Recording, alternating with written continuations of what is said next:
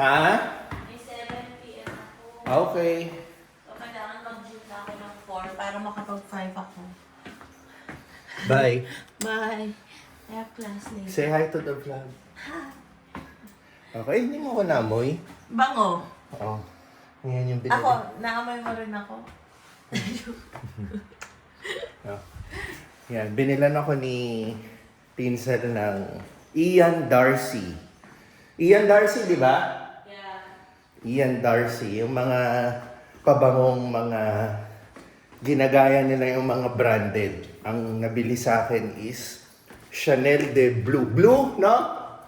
Ayun ba yung pronunciation? Hindi ko alam. Chanel de B-L-E-U. Blue. Blue ang pinopronounce ko. So, hindi ko alam kung tama yun. So, anyway, today is Monday, 9:30 ng umaga. Pupunta kami sa bahay na for sale. Yun yung isang araw na may nag-viewing. Winalis ko lang yung harapan na garahe para hindi naman nakakahiya dun sa yung prospective natin, yung prospect nating buyer. So, winalis natin yung harap lang. Pero marami pa dapat linisin dun. So, humingi na tayo ng tulong kay Richie. Isasama natin siya ngayon para linisin yung bahay. Actually, tutulungan natin si Richie. Bibigyan natin siya ng additional sideline. Yan. Para may extra siyang kita para pampadala sa kanyang family sa probinsya. So, alis na kami. Si Tins pala, si Tins is maiiwan. Siya ang susundo mamaya kay Pixar sa eskwela. Tara, Chi! Okay.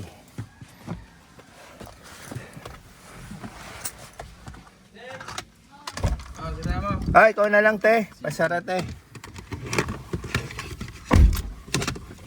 Okay, ito. Dali, naayos ko. Yan. Kung kaway-kaway, Chi. Sa ating vlog. Ito sa isang condo unit to. Yung mga condo unit, nalinis nyo na, di ba? Hindi pa final yun. Ha? Hindi pa final. Hindi pa final yung linis nyo? Hindi pa na. Alam ko, final na yung iba doon. Pwede nang i-rent, available anytime. Ano yung bago?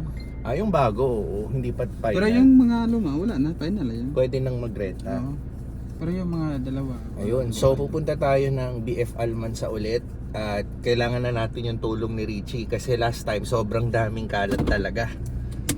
So, bahala na si Richie doon. Binigyan natin siya ng dagdag trabaho.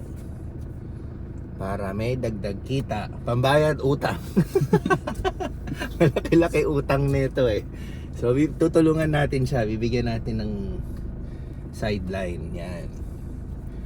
So, ganyan pag nagtatrabaho, lalo na sa sitwasyon nila, malayo sa pamilya, hanggat meron kang opportunity na makukuhang trabaho, kunin mo. Huwag kumbaga, sayang yung sipag no?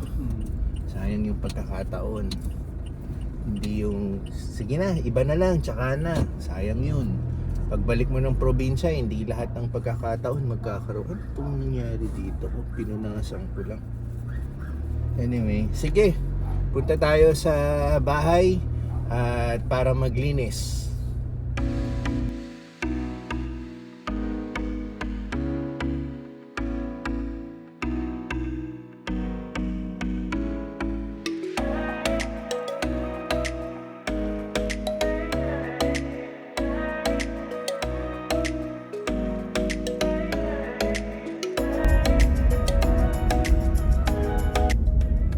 Ngayon ako nakapasok dito. Ngayon lang? Yan. Nakikita mo na rin. Ito pala yung laki pala sa loob na. Oo, BF to. Parang BF Resort, parang BF Pilar. Pero ito ang pinakaunang BF sa buong Las Piñas.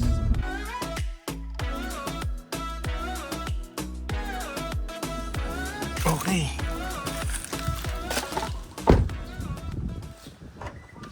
Dito na tayo. Ito si Richie. Nagbaon na kami na mga materyales sa panlinis. So, ito yung sinasabi kong kalat sa harap na hindi na natin nalinis. Papaano natin yung damo. Ito, papalinis natin to. Idamay mo na rin to, no? Kasi hahanginin din yan eh. Oo. Tapos, ito pala, for sale lahat ng may gusto, tawag na lang.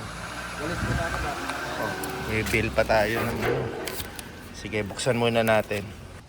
Okay, dito na tayo sa loob. So, first time dito ni Richie, ngayon niya lang nakita. Doon, tingnan mo na lang yung mga ano-anong dahon. Dito, Chi, maraming dahon dito. Para makita mo, tingnan mo kung anong magandang simulang diskarte. Dito, marami dito. Ito rin yung sinasabi kong linisin. Dami dito, oh. Dito rin, oh. Kailangan malinis tong lababo. Yan. Dito, Chi. Yan, linisin mo tong lababo. Pwede na yung brush, no? Ayan. Dito nadala ng punas, no? Okay lang yan. Meron akong pamunas doon. Kunin na lang natin sa kotse. So, dito lang naman sa labas. Hindi na kailangan sa loob. Malinis naman yung loob. So, hanggang doon na lang, Chi. Hanggang dito. Nakita mo to? Yung parang... Ako, marumi rin eh. Yan, oh. So, sige. Nakita mo na lahat. Paala ka na anong magandang unang simula mo. Saan ka papunta? Oh. Pasok ka. Nakita mo. Ito po yung living area ulit. Nakaraan, doon kumain si Pixar. Di ba? Malaki rin, di ba? Ayun. Oo. O yan, tinutur natin si Richie. So, ano pala? Yung tubig. Buksan natin yung linya ng tubig. So yan, sinisimulan na ni walisin para tanggalin muna lahat yung dumi, katulad niyan. Tapos, i-brush na lang ng tubig at sabon. Yan. So, kayaan na muna natin dun si Richie. Alam niya na yung mga kailangan linisin. Tapos tayo, aalis muna tayo, babalikan na lang natin siya. May babayaran muna tayo, mga bayarin, no? So, pagkatapos noon, hopefully, malapit na siyang matapos. So, okay. Okay. Kabalik na tayo. Oo, ito, nalinis na ni Oo, basain para maano. Tapos yung tubig, pababa na lang dito. Para yung huling apak natin, yung dumi, Hindi, pababa naman tubig ko ba doon? Nababa na yung tubig ko. Oo, paslant yan eh. Ito, tuloy-tuloy yung... Ito lang, tama. Wala naman doon. Okay, ay, malakas naman pala yung tubig eh. Pag-uwi yan eh. Oo, hindi, kasi dyan nag-iipon eh. Ayun. Rumekta ka na. Oo, hindi, kasi dyan din naman nag-iipon galing Maynila. Sige, ayos. So, ditong part na lang si Richie. Natapos niya na yun dito. Yan. So, ayos. Tayo naman nakapagbayad na tayo ng mga dapat bayaran ng mga bayarin. Okay. Halos tapos na si Richie. Nagbabanlaw na lang dun sa gilid, sa service area. So, ulitin ko. Tawag lang dito sa mga gusto or interesadong bumili, no? So, ito yung tinabas na ni Richie, yung mga damo-damo. Tapos yung mga naipon na, ito yung mga tuyong dahon. Nailinis na. So, isa lang to sa dahon dito sa bahay, no? Yung mga nahuhulog dyan sa kapitbahay. So, once in a while, kailangan talaga linisin hanggat hindi pa nabibenta. Yan. So, dumadami na rin yung mga nag-viewing dito. Mostly sa mga brokers, no? Nagtutour na rin sa mga bahay. So, hopefully, this month or next month, baka makapag-transact na tayo ng sale ng So, sisilip ba dito si Richie? Well, nandun siya banda. So anyway, almost done na. Maya-maya, larga na tayo. And even dito, malinis na rin. Okay. Tapos na si Richie, no? Nakapaglinis na ng bahay. At nakauwi na rin si Richie by this time. Pinag-tricycle na lang natin siya sa kanto. Kasi tayo, dumiretso na tayo dito sa SM para mag-workout. So, okay na. Ready for viewing na ulit. Actually, ready naman anytime. Nakakaya lang minsan, di ba, pag maraming tao. So, ngayon, malinis-linis na siya. So, pag may nag-viewing, mas dagdag attraction. No? So, anyway, hindi mawawala ang pag-workout natin. Nandito na tayo sa SM. Workout muna tayo and wala tayong pressure ngayon kasi si Vince ngayon ang susundo kay Pixar sa school. Instead na tayo. So far, ngayong Monday, wala naman tayong masyadong gagawin. Parang free day natin. Except lang dun sa nangyaring umaga, sinamahan natin si Richie maglinis ng bahay. Tsaka nagbayad lang ng mga unting bayarin. No? So, yun. Ang ganda ng weather natin ngayon. Summer na summer. Yan. Ito po pala yung binili sa akin ni Mrs. kahapon. Yung nag-mall kami. Ian Darcy. Tapos merong CB sa taas. Ito yung Chanel de Blue. Mabango po. So, yun. Tapos na tayo mag-workout. And then, papaayos po natin yung pupunta tayo ng mall. Papapalitan natin yung sa isang phone ko, yung tempered glass. May maliit na crack dito. Medyo halata na. Pag lumala kasi, delikado, lalo na pag nag-scroll ka gamit yung daliri, baka masugat. So, mura lang naman dito, 100 pesos. So, papaayos natin. So, sasabay na rin natin, manananghalian na tayo. Bibili ulit tayo ng prutas, no? So, yun. Ito nga palang isang phone ko, ginagamit ko to sa negosyo.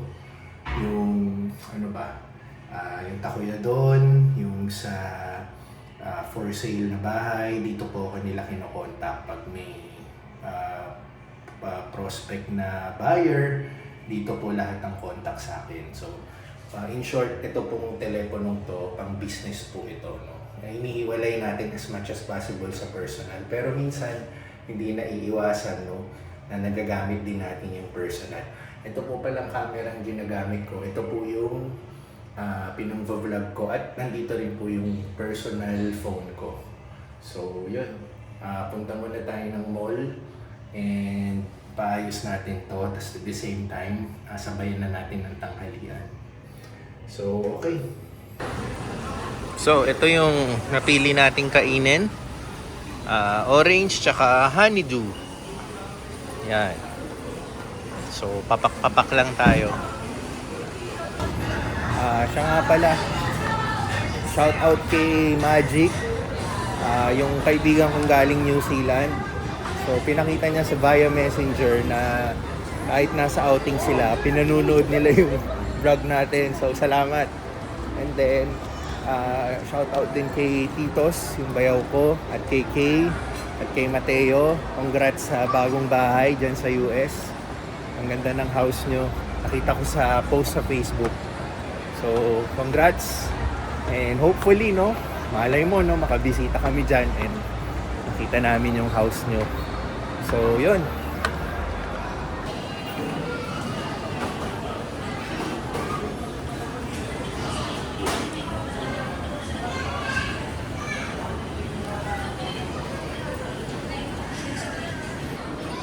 So, ito yung drinks natin. Dun sa Daily Detox.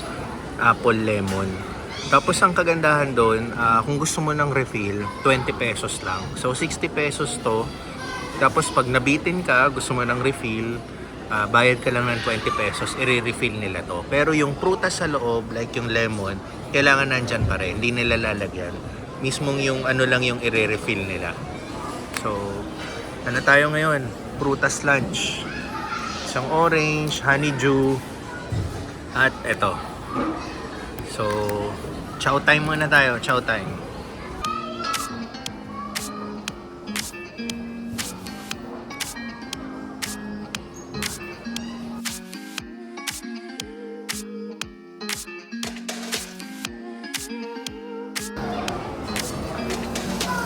Tsaka isa pa pong malaking diferensya ang napansin ko sa sarili ko.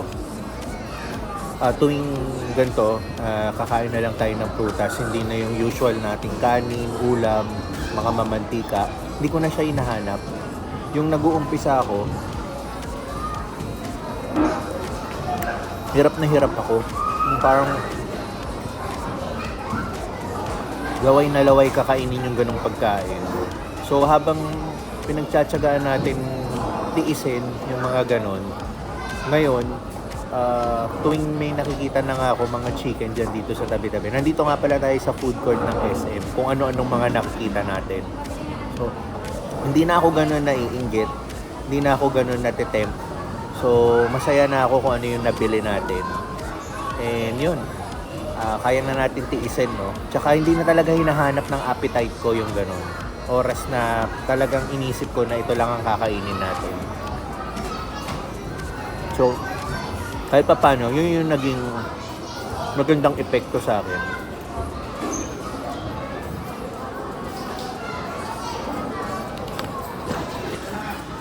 Ito nga pala yung mga nasa paligid ko.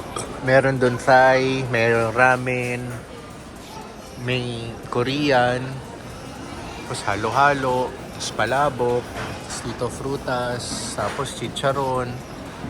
Yan. So, kahit nakikita ko yung mga yan, hindi na tayo naiinggit, hindi na tayo natatakam. So, masaya na tayo kung anong meron tayo.